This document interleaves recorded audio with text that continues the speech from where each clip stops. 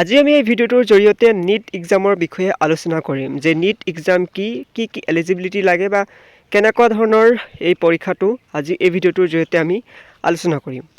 নিটৰ ফুল মিনিংটো হৈছে national eligibility কাম entrance test, যাক নিট ইউজি বুলিও কোৱা হয়।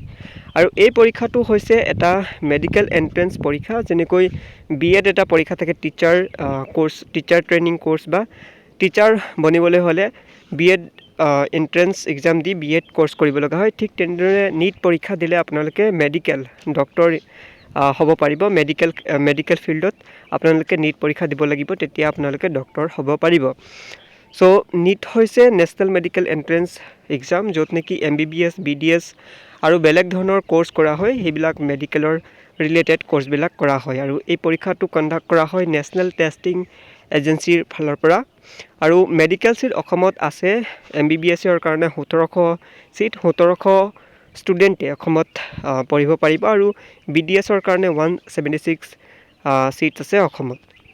আৰু নিটৰ যিটো চিট কোটা অসমত আছে, অল ইণ্ডিয়াৰ কাৰণে 15% আৰু ষ্টেট কোটা অসমৰ ষ্টুডেণ্টসকলৰ কাৰণে 85%। আৰু ইয়াতে কিছুমান ৰিজাৰ্ভেশ্যনো আছে, যেনেকৈ অসমৰ টি ট্ৰাইবছ বা আদিবাসী কমিউনিটিৰ বাবে ইয়াতে টোটেল চিটছ ৰিজাৰ্ভ কৰা হৈছে 30টা, আৰু MBBSৰ কাৰণে 24টা চিটছ ৰিজাৰ্ভ আছে, আৰু BDSৰ কাৰণে 3টা চিটছ ইয়াতে ৰিজাৰ্ভ আছে, অকল টি ট্ৰাইবছ বা আদিবাসী কমিউনিটিটোৰ কাৰণে।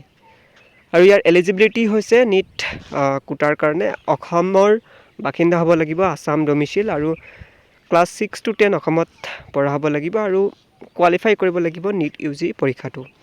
এতিয়া অসমৰ কোনকেইখন মেডিকেল কলেজত আপোনালোকে নিট পৰীক্ষা পাছ কৰিলে আপোনালোকে কোৰ্চটো কৰিব পাৰিব বা পঢ়িব পাৰিব, ইয়াতে দিয়া আছে Guwahati medical college, Assam medical college, Silchar medical college, Jorhat medical college আৰু তেজপুৰ মেডিকেল কলেজ। লগতে ইয়াতে 14খন গভৰ্ণমেণ্ট মেডিকেল কলেজ আৰু এইমছ গুৱাহাটীতো আপোনালোকে এই পৰীক্ষা পাছ কৰিলে এডমিশ্যন ল'ব পাৰিব। ইয়াতে বাকী ৰিজাৰ্ভেশ্যনসমূহ দিয়া আছে MBBS চিটৰ কাৰণে অসমত।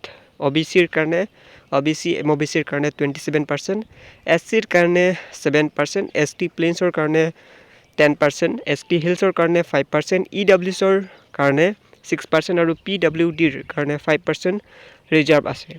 আৰু অদাৰ কমিউনিটি যেনে মৰাণৰ কাৰণে 8টা চিট সংৰক্ষণ আছে, আৰু মটকৰ কাৰণে 8টা চিট, টাই আহোমৰ কাৰণে 10টা চিট, চুতীয়াৰ কাৰণে 9টা চিট, আৰু কোচ ৰাজবংশীৰ কাৰণে 13টা চিট আছে, ইয়াতে ৰিজাৰ্ভেশ্যন আছে।